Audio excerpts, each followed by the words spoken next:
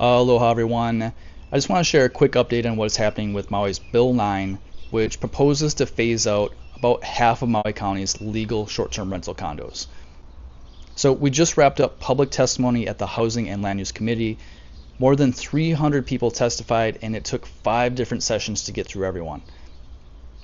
Testimony finally wrapped up this past Wednesday, June 25th, and we still have to stay patient as there are still several more hearings ahead before a final decision is made. So what happens next? Now, the Housing and Land Use Committee will move into deliberations starting this Wednesday, July 2nd. After deliberations, the HLU Committee will vote on whether or not to advance Bill 9 to the full Maui County Council. If it does move forward, several more hearings will follow. And the most recent proposal that I've seen from the mayor has extended the phase-out period to 3 years. So like I said, this is far from over. And even if Bill 9 passes all the way through the Maui County Council, we'll still wait to see if it holds up in the court system, because there are a lot of people that think there's a good chance it would be deemed unconstitutional and get overturned in the court of law. Now, as far as the public testimony is concerned, the in-person testimony was pretty balanced between those in favor versus those who opposed the bill. However, the written testimony was mostly opposed, as the majority of the people who could not attend in person or simply did not feel comfortable testifying in person did not think eliminating these short-term rentals is a good idea. One thing is for certain, this is a divisive topic, and tensions in the council chambers and throughout Maui's community still run high in regards to this debate. In fact, in her introductory remarks, the chairperson for the Housing and Land Use Committee pointed out that the public debate over Bill 9 has, quote, prompted very emotional responses on both sides.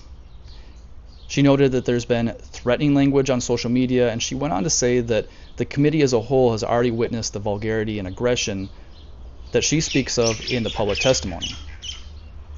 Because of this, she also said that she would not permit potentially offensive language such as occupiers, illegal invaders, transplants, extractors, colonists, settlers, terrorists, and foreigners. Now, after consulting with Corporation Counsel, the decision was made not to prohibit these words, but rather take unruly behavior on a case-by-case basis.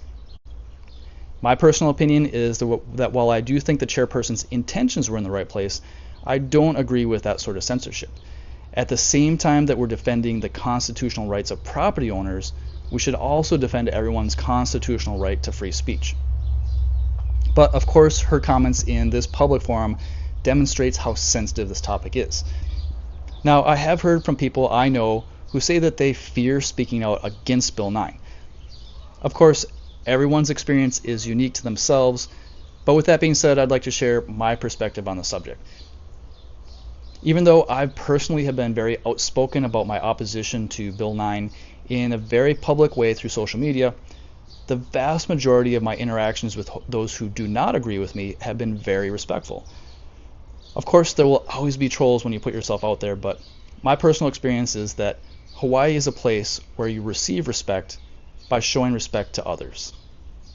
And I honestly do respect people on both sides of this debate, because most people are simply fighting for what they think is the best for the island, even if I don't agree with their approach.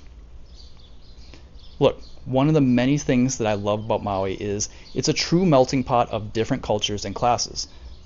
My experience is, in general, it's a safe space for people of all walks of life. So we don't all need to agree on how to solve Maui's housing crisis right now, but we do need to continue to be able to talk about potential solutions in the most respectful way possible. And honestly, the sooner we can come to a final decision on the outcome of Bill 9, the better it will be for the community.